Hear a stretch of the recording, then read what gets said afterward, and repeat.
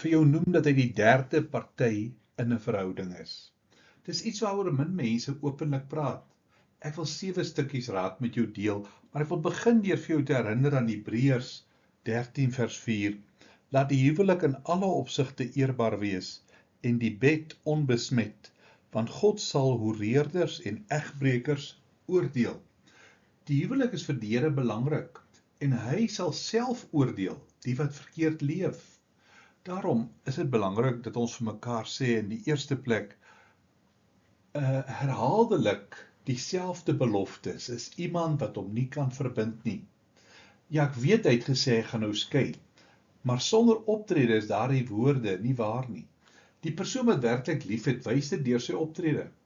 Valse beloftes is eintlik die ware boodskap. Om dit te leer is moeilik, maar dit is bevrydend. In die tweede plek, liefde leef nie in geheimhouding nie. Daar is iets skadeliks aan liefde wat nie in die lig kan bestaan nie.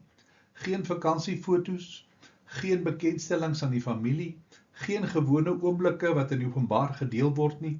Daardie soort geheimhouding kraak jou af, want ware liefde wil gesien word. Jy kan nie verdwyn om by 'n ander persoon se skedule te probeer inpas nie. 'n Derde gedagte, wie jy is, mag nooit onderhandelbaar wees nie. Jy begin om later sekere optrede te aanvaar, maar aan die begin sou jy dit nooit toegelaat het nie. Dit begin by klein dingetjies, dan word dit groter, en later weet jy nie meer wie jy is nie. As jy jou waarde stukkie vir stukkie weggegee het, kry jy dit baie moeilik terug. Om te bly wag. Niemand sê vir jou om in 'n onmoontlike situasie te bly wag. Dis 'n keuse wat net jy maak. Elke week wat jy wag, elke verskoning wat jy aanvaar, dit is alles dinge waarvoor jy lankal kon gebou het. 'n Vyfde gedagte. Liefde mag nooit jou onsigbaar laat voel nie. Sommige van jou eensaamste oomblikke kom terwyl jy tegnies in 'n verhouding is. En daardie soort eensaamheid is erg, want jy kan dit nie eens aan iemand anders vertel nie. Om onsigbaar te voel binne 'n verhouding is 'n teken dat iets ernstigs verkeerd is. Jy behoort nie vir aandag te smeek of iemand daaraan te herinner dat jy bestaan nie. Om werklik deur 'n ander persoon gesien te word is een van die basiese dinge wat liefde behoort te bied. 'n Sesde gedagte. Dit word later onmoontlik om die realiteit te ignoreer. Vir 'n lang tydperk was jy tevrede met verduidelikings. Elke gekanseleerde plan het 'n rede gehad. Jy het kenner geword daarvan om die werklikheid sagter te stel. Maar die waarheid het 'n manier om te swaar te word om te dra.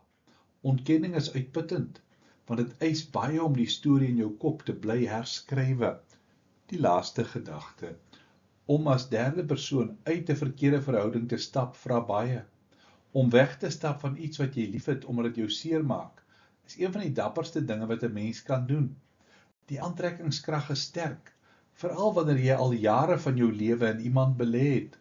Om die regte ding te doen beteken nie dat daar nie vrees is nie. Dit beteken eerder om vorentoe te beweeg. Want weet jy, pyn kan die beste onderwyser wees wat daar is. Kom ons bid saam. Here, ons bid vandag vir elkeen wat in 'n derde verhouding, die derde party betrokke is. Ons vra dat U genesing sal bring. Amen.